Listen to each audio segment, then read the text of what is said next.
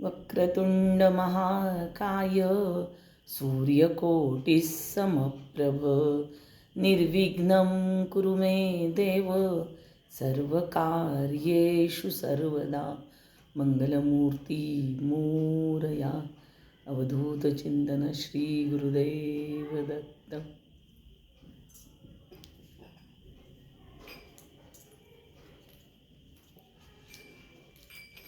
पंढरीचा पांडुरंग पंढरीचा पांडुरंग विटेवरी उभा तो हा विटेवरी उभा लावण्य सुंदर चैतन्याचा गाभा लावण्य सुंदर चैतन्याचा गाभा तो हा विटेवरी उभा तो हा विटेवरी उभा पंढरीचा पांडुरंग पंढरीचा पांडुरंग विटेवरी उभा तो हा विटेवरी उभा लावण्य सुंदर चैतन्याचा गाभा लावण्य सुंदर चैतन्याचा गाभा तो हा विटेवरी उभा तो हा विटेवरी उभा पंढरीचा पांडुरंग पंढरीचा पांडुरंग पंढरीचा पांडुरंग पंढरीचा पांडुरंग बोला पुंडलिक वरदा हरी विठ्ठल श्री ज्ञानदेव तुकाराम पंढरीनाथ महाराज की जय. काय आज वेगळं वाटलं ना, एकदम भजन सुरू केलं आणि आवडलं ना. भजन आवडण्यासारखंच आहे. प्रत्यक्ष पंढरीचा पांडुरंग कसा आहे याचा अगदी 2 शब्दांमध्ये वर्णन केलं. लावण्याचा गाभा, इतकं सुंदर वर्णन या भजनामध्ये केलेलं असल्यामुळे मला हे भजन फार आवडतं. भजन म्हटलं ना हे की पांडुरंगाची मूर्ती डोळ्यासमोर उभारल्याशिवाय राहत नाही. असा हा लावण्याचा गाभा असलेला पंढरीनाथ, त्याच्या वारीला आपण सगळेजण आता निघालेलो आहोत.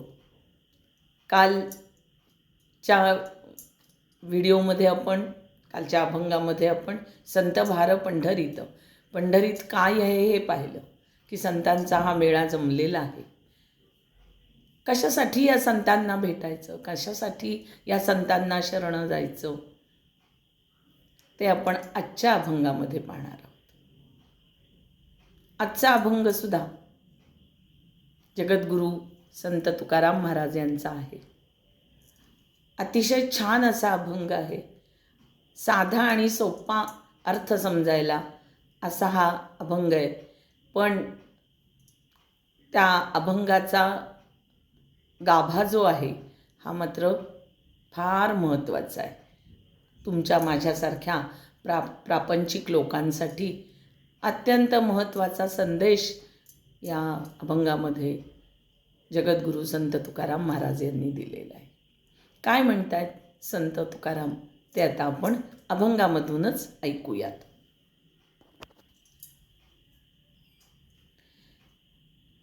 तुकाराम महाराज या अभंगामध्ये आपल्याला संतांचं महत्त्व सांगणार आहे. पाहूयात अभंग काय आहे तो ऐकूयात.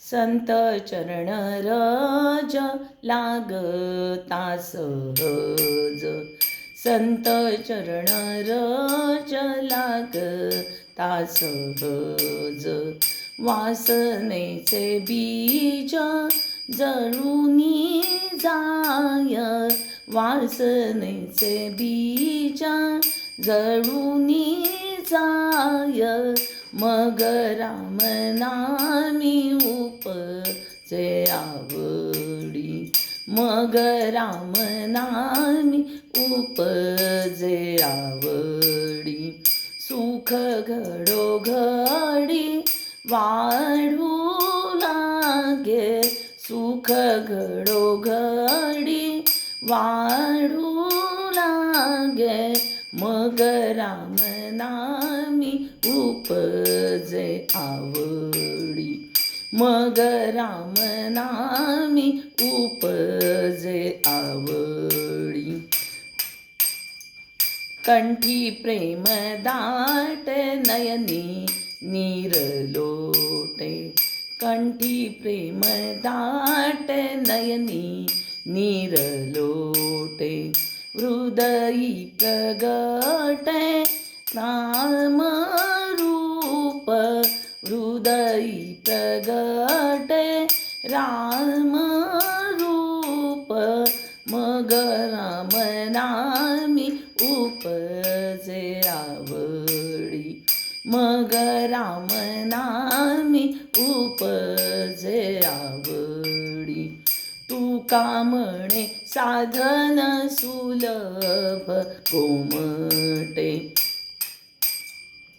तुका म्हणे साधन सुलभ गोमटे, परी उपतिष्ठे पूर्व पुण्य, परी उपतिष्ठे पूर्व पुण्य, मग राम नामी उपजे आवडी, मग राम नामी उपजे आवडी, मग राम नामी उपजे आवडी, सुख घडोघडी वाढू लागे, सुख घडोघडी वाढू लागे, मग राम नामी उपजे आवडी, मग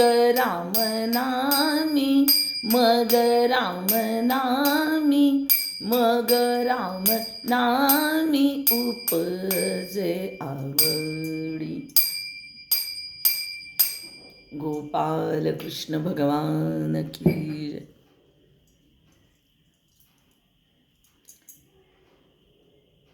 किती साधा सोपा सरळ अभंग आहे.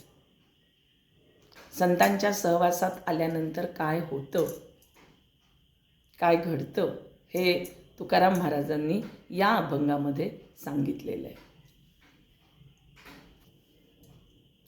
महाराज म्हणतात, संतचरण रज लागता सहज, वासनेचे बीज जळूनी जाय.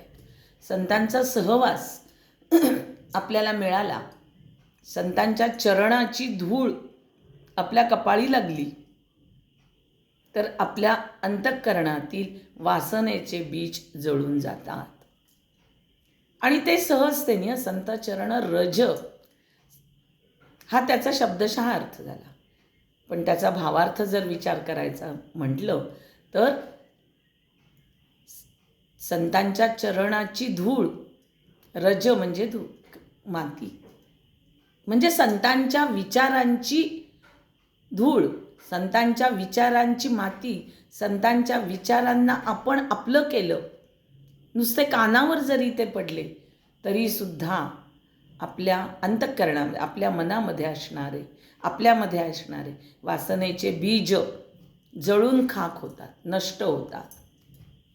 आणि म्हणून संत सहवास, आपल्याकडे एक श्लोकच आपण मराठीमध्ये म्हणतो, सुसंगती सदा घडो सुजन वाक्य कानी पडो, विषय सर्वथा नावडो.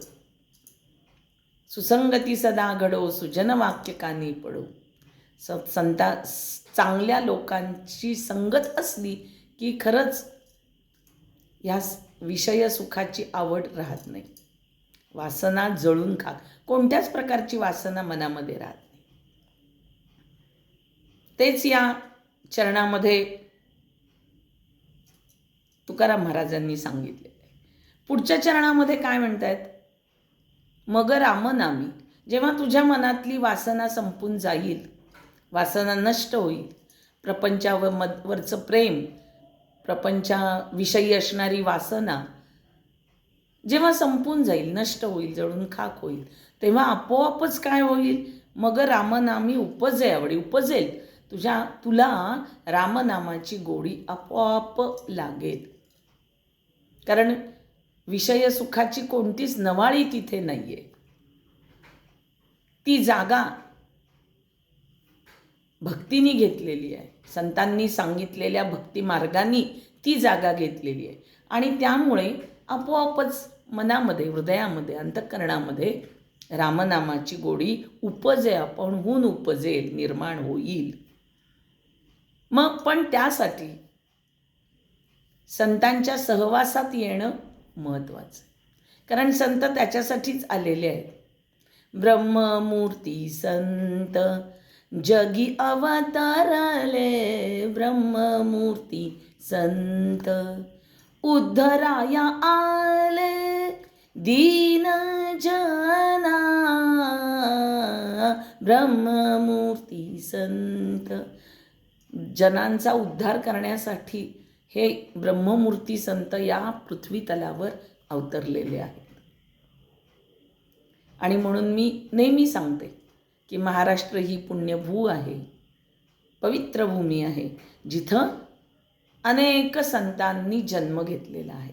नुसता जन्म नाही घेतला, ज्या वेळेला म्हणजे 12व्या शतकानंतर जेव्हा यवनांचं आक्रमण, सुलतानांचं आक्रमण आपल्या राज्यात देशावर होत होतं, त्यावेळेला सगळा समाज झोपी गेलेला होता, निद्रिस्त अवस्थेत असल्यासारखा होता.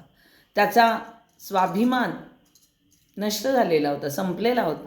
होणारा अत्याचार, परकीयांच्याकडून होणारा अत्याचार, अन्याय, जुलूम सहन करत निपचित पडलेला होता. आणि अशा वेळेला, ज्या काळामध्ये हा वैदिक धर्म, हा भागवत धर्म, हा हिंदू धर्म नष्ट होण्याच्या मार्गावर होता, त्यावेळेला आपली काळजी भगवंताला असते. त्याने या पृथ्वी तलावर 400 वर्ष सातत्याने अनेक संतांना या ठिकाणी जन्म घेण्यासाठी पाठवलेला आहे. आणि म्हणून म्हटलेलं आहे, काय म्हटलेलं आहे? संततेची देव, देवतेची संत. संत म्हणजेच देव आहे. ते देवाच्या अंशरूपाने या ठिकठिकाणी त्यांनी जन्म घेतलेला आहे. अनेक जाती, प्रत्येक जातीमध्ये त्यांनी जन्म घेतलेला आहे. प्रत्येक जातीचं प्रतिनिधित्व या वारकरी संप्रदायामध्ये एक एक संतांनी केलेलं आहे. आणि म्हणून लोकांना त्यांनी त्या काळामध्ये या निद्रिस्त झालेल्या समाजामध्ये अंधश्रद्धा खूप फोफावली होती. सगळेजण व्रत, वैकल्य, नियम, भूत, बाधा या गोष्टींमध्ये लुप्त झालेला होता. स्वत्व विसरलेला समाज. पण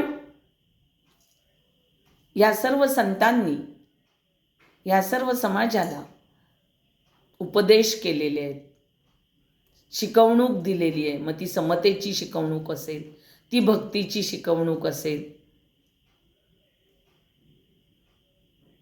अशा संतांची ही अत्यंत महत्त्वाची कामगिरी. आणि म्हणून मी नेहमी म्हणत असते, आमचं जे महाराष्ट्रातला हा भागवत धर्म किंवा महाराष्ट्रातील 5 शक्तिपीठं, आध्यात्मिक शक्तिपीठं फार महत्त्वाची आहेत. कोणती आहेत ती आध्यात्मिक शक्तिपीठं? एक पहिलं आध्यात्मिक शक्तिपीठ म्हणजे माऊली ज्ञानेश्वर ज्ञानपीठ. त्यानंतर जगद्गुरू संत तुकाराम महाराज भक्तिपीठ.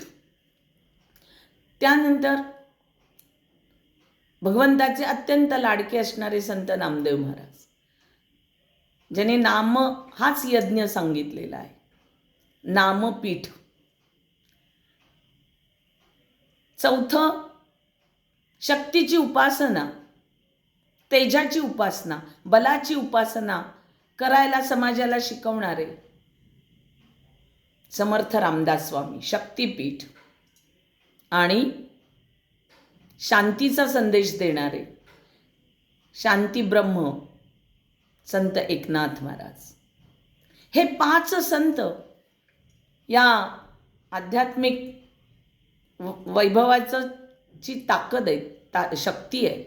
महाराष्ट्रातली आध्यात्मिक मंदिराची ही 4 शक्तिपीठं आहेत. आणि म्हणून ज्ञानेश्वरी, दासबोध, तुकारामांचा गाथा, नामांचा गाथा, एकनाथी भागवत आणि भगवद्गीता प्रत्येक हिंदूच्या घरी असलीच पाहिजे. आणि या मनुष्य देहामध्ये जन्माला आल्यानंतर ती एकदा तरी वाचलीच पाहिजे. प्रत्येक ठिकाणी मला हे आवर्जून सांगावं वाटतं. तुमच्या घरात जर हे 5 ग्रंथ नसतील तर ते हिंदूंचं घर आहे असं होणार नाही, असं म्हणता येणार नाही. म्हणून प्रत्येक हिंदूंच्या घरी हे 5 ग्रंथ असणं आवश्यक आहे. काय या 5 ग्रंथात? या 5 ग्रंथात तेच ज्ञान आहे जे आपल्या उद्धारासाठी आवश्यक आहे, जे आपल्या प्रापंचिक सुखासाठी आवश्यक आहे. तेच ज्ञान या 5 ग्रंथामध्ये सांगितलेलं आहे. आणि म्हणून संत तुकाराम महाराज दुसऱ्या चरणामध्ये काय सांगतायत की एकदा का मनातून वासनेचे बीज संपून गेले, नष्ट झाले, तर तुझ्या मनामध्ये ही रामनामाची गोडी आपणहून उपजेल. तू आपणहून या भक्ती मार्गाकडे जाशील. आणि त्यामुळे काय होईल? मग रामनामी उपजे आवडी, सुख घडोघडी वाढू लागे. अरे तुझं सुख घडोघडी, प्रत्येक घडीला तुझं सुख जे आहे ते वाढणार आहे. सुखाची व्याख्या करता येते का? नाही करता येणार. सुख हे व्यक्तिसापेक्ष आहे. पण आत्ता जे आपल्याला प्रापंचिक सगळ्या गोष्टींमध्ये, भौतिक सुखामध्ये सुख वाटतं ते शाश्वत सुख नाही आहे. शाश्वत सुख हे आत्मिक ज्ञान वाढवण्यामध्ये आहे, आत्मिक शक्ती वाढवण्यामध्ये खरंच सुख जे शाश्वत आहे. आणि त्यासाठी हे 5 ग्रंथ वाचणं गरजेचं आहे की ज्याच्यामुळे आपलं ज्ञान वाढणार आहे आणि आपली आत्मिक ताकद वाढणार आहे. आणि म्हणून सुख घडोघडी म्हणजे ते सुख घडोघडी वाढू लागे. एकदा का तू या संतांच्या सहवासात आला, संतांची धूळ, त्यांच्या विचारांची धूळ आपल्या कपाळाला लावलीस, तुझे त्या भक्ती रसामध्ये तू एकदा का पोचलास, तर काय होईल माहिती आहे? कंठी प्रेम दाटे, नैनी नीर लोटे. एकदा का तुला रामनामाची गोडी लागली, तुझ्या मुखामधून अखंड रामनाम स्त्रवू लागलं, तर आपोआपच कंठी प्रेम दाटे. सगळ्या वारकऱ्यांचं बघताना तुम्ही देवाचं दर्शन झालं की घळा घळा घळा त्यांच्या अंतःकरणातले विचार या अश्रूंच्या मधून बाहेर पडत असतात. कारण परत जायचं असतं ना, आणि देवाला सोडून परत जावं वाटत नसतं. आणि त्यामुळे देवाला सोडताना आधी देवाला देव भेटला त्याचा आनंद म्हणून आनंदाश्रू, आणि आता जायचं, निरोप घ्यायचा, वारी संपली, आता पुन्हा 1 वर्षभर आपल्याला देवाला भेटता येणार नाही, हे दुःख, त्याचं दुःखाश्रू. असं दोन्ही संमिश्र भावना त्यांच्या मनामध्ये असतात. आणि म्हणून कंठी प्रेम दाटे. अरे त्या भगवंताविषयी तुझ्या मनामध्ये प्रेमाचा उमाळा येईल आणि तुझ्या नेत्रांमधून, तुझ्या डोळ्यामधून आपोआप नयनी नीर लोटे. नुसतं पाणी येणार नाही, लोटे पूर वाहील त्याचा. इतका तुझं अंतःकरण भक्तीने ओतप्रोत भरलेलं असेल. केव्हा? जेव्हा तू संतांच्या सहवासात येशील, जेव्हा तू संतांना शरण जाशील, तेव्हा तुला याचा अनुभव येणार आहे. कारण का? एका ठिकाणी असं म्हटलेलं आहे, संतापोटी देव वसे आणि देवापोटी संत असे. ऐसा परस्परे मेळा देव संतांचा अंकिला. देव संतांच्या अंकित आहे हो. देव संतांच्या अंकित आहे. त्यामुळे तुझं जे काही दुःख आहे, गुज अंतःकरणीचं, तू संतांच्या जवळ बोलू शकतोस. तो निरोप आपोआप भगवंताजवळ जातो आणि भगवंत ते दुःख दूर करण्यासाठी येतात, धावून येतात. म्हणून शेवटच्या चरणात महाराज म्हणतात, तुका म्हणे साधन सुलभ गोमटे, परी अपतिष्ठे पूर्व पुण्य. तुका म्हणे साधन सुलभ अरे हे साधन किती सोपं आहे. सुलभ म्हणजे सोपं, आणि गोमट म्हणजे छान. आपण बाळाला म्हणतो ना गोरा गोमटा, तसं गोमट म्हणजे सुंदर. हे साधन जे आहे हे सुलभ आहे आणि अंगीकारायला, आचरायला छान आहे, गोमट आहे रामनामाचं साधन. तुका म्हणे साधन सुलभ गोमटे, परी अपतिष्ठे पूर्व पुण्य.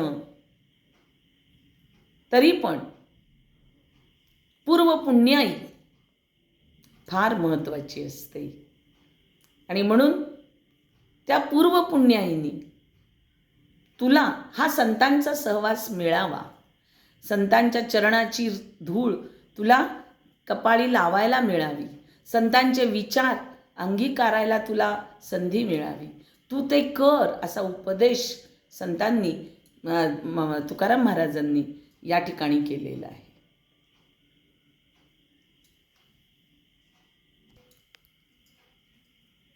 जो या संतांना शरण जातो भगवंत त्याचं जन्म मरण चुकवतो.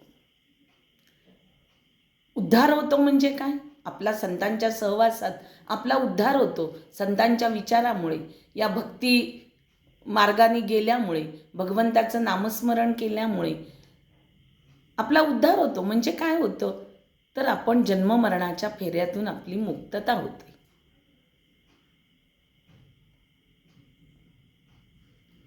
आणि म्हणून संतांचा सहवास हा फार महत्त्वाचा आहे. कारण संत हे कृपावंत आहेत आणि ते शरणांगताचा उद्धार करतात. स्वतः नाथ महाराजांनी त्यांच्या अभंगामध्ये सांगितलेले की संत हे अतिशय कृपावंत आहेत. तुम्ही कृपावंत आमचे माय बाप म्हटलेलंच आहे कृपावंत. तेव्हा या संतांना आपण शरण गेल्यावर काय होतं, कसा उद्धार होतो, म्हणजे नेमकं काय होतं ते आपण संत कान्होपात्रांच्या 1-2 गोष्टींमधून पाहणार आहोत. संत कान्होपात्रा आपल्या स्त्री संतांच्या, महाराष्ट्रातील स्त्री संतांच्या परंपरेतील संत कान्होपात्रा हे एक नाव आहे. या मंगळवेढ्याच्या, त्यांची आई ही गणिका होती आणि एका गणिकेच्या पोटी या कान्होपात्रेचा जन्म झालेला आहे. गणिका म्हटलं की व्यवसाय कसा असतो तुम्हाला सगळ्यांनाच माहिती आहे. पण तिच्या आईचं नाव श्यामा होतं. ही श्यामा गणिका अत्यंत श्रीमंत होती. ऐशोआरामामध्ये तिचं सगळं जीवन चाललेलं होतं. कान्होपात्रेलाही तिने ऐशोआरामामध्ये ठेवलेलं होतं. आणि तुम्हाला सांगू, कान्होपात्रा अतिशय सुंदर होती दिसायला, अतिशय सुंदर, लावण्यवती. आणि तिचा आवाजही अतिशय गोड होता. नृत्य एकदम सुंदर करायची. आईने तिला या सगळ्या गोष्टी शिकवलेल्या होत्या. पण खरं सांगू, कान्होपात्रेला हे कधीच आवडलं नव्हतं. आईला वाटायचं वयात आल्यावर की तिने आपला व्यवसाय पुढे न्यावा, परंतु कान्होपात्रेला त्याची किळस येत होती. तिला लहानपणापासून पंढरपूरच्या पांडुरंगाच्या भक्तीची ओढ होती. लहानपणापासून ती पांडुरंगाची भक्ती करत असे. कारण मंगळवेढा पंढरपूर खूप जवळच. आठवण आली की ती जायची पंढरपूरला, पांडुरंगाचं दर्शन करायची. त्याच गावातला एक म्हणजे एक अधिकारी, बादशहाच्या मर्जीतला एक अधिकारी, त्याची नजर तिच्याकडे गेली. पण कान्होपात्रेने त्याला स्पष्ट नकार दिला. मी हे करणार नाही हे तिने स्पष्ट सांगितलं. आईलाही तिने स्पष्ट सांगितलं. पण त्यानंतर त्या बादशहाच्या मर्जीतला तो अधिकारी होता गुजर, त्यांनी यांना श्यामाला आणि श्यामागणिकेला आणि कान्होपात्रेला त्रास द्यायला सुरुवात केली. हळूहळू परिस्थिती ओसरली, श्रीमंती ओसरली, गरिबीची परिस्थिती आली. कान्होपात्रेला खूप वाईट वाटायचं या सगळ्या प्रकाराचं. तो जो काही त्रास द्यायचा, छळ करायचा, त्याच तिचं घर पूर्णपणे त्यांनी जाळून टाकलं होतं.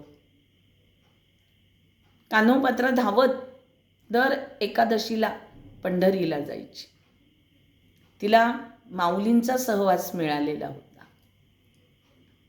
माऊलींच्या सहवासामध्ये भक्ती कशी करायची पंढरीनाथाची, पांडुरंग काय आहे, जो विटेवर युगानुयुग उभा आहे, तो पांडुरंग काय आहे, परमार्थ काय आहे, ह्या सगळ्या गोष्टी तिला उमजल्या होत्या. एकदा काय झालं, कर्नाटकाच्या बादशाकडे हा अधिकारी गेला आणि त्यांनी हिच्याविषयी, कान्होपात्रेविषयी त्याला सांगितलं. आणि मग त्याच्याही मनामध्ये लालसा निर्माण झाली की ह्या कान्होपात्रेला ती कान्होपात्रा माझ्याकडे आली पाहिजे. कान्होपात्रा तिला हे मान्यच नव्हतं, त्यामुळे ती ऐकायला तयारच नव्हती, ती त्याच्याकडे जायला तयारच नव्हती. त्याने खूप प्रयत्न केला. शेवटी पंढरपूरच्या बडव्यांकडे निरोप पाठवला, पुजाऱ्यांकडे निरोप पाठवला.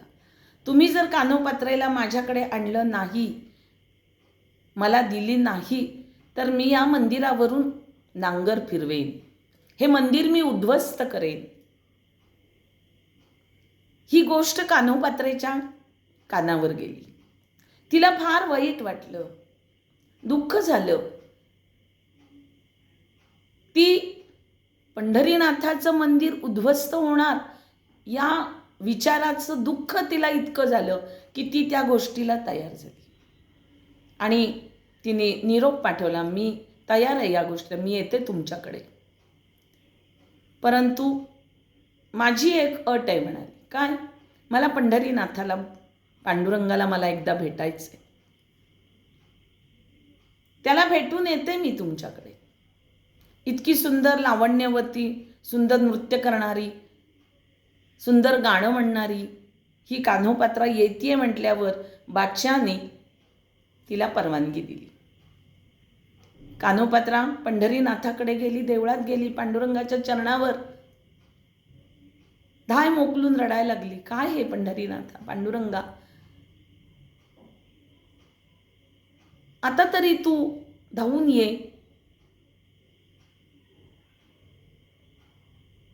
आता तरी माझं रक्षण कर. आर्ततेने ती विनवत होती. हरिणीचे पाडस व्याघ्रे धरी येले,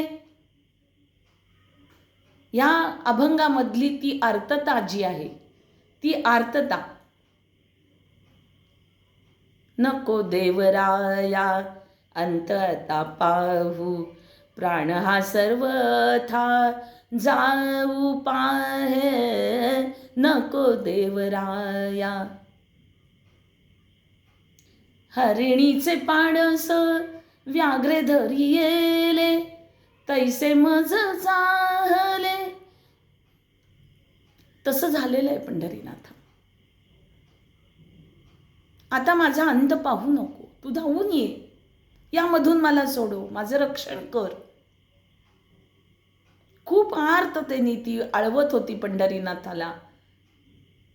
आणि इतकी आर्त हाक मारल्यानंतर कृपावंत, दयावंत, भक्तवत्सल, भक्तांचा प्रतिपालक असणारा भगवंत असाच कटेवर हात आणि विटेवर पाय ठेवून उभा राहील का हो?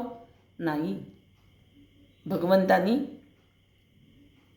तिच्या कान्होपात्रेच्या देहामधील प्राणज्योत आपल्यामध्ये सामावून घेतली आणि निष्प्रण असा या कान्होपात्रेचा देह भगवंताच्या चरणी धाड दिशी आपटला.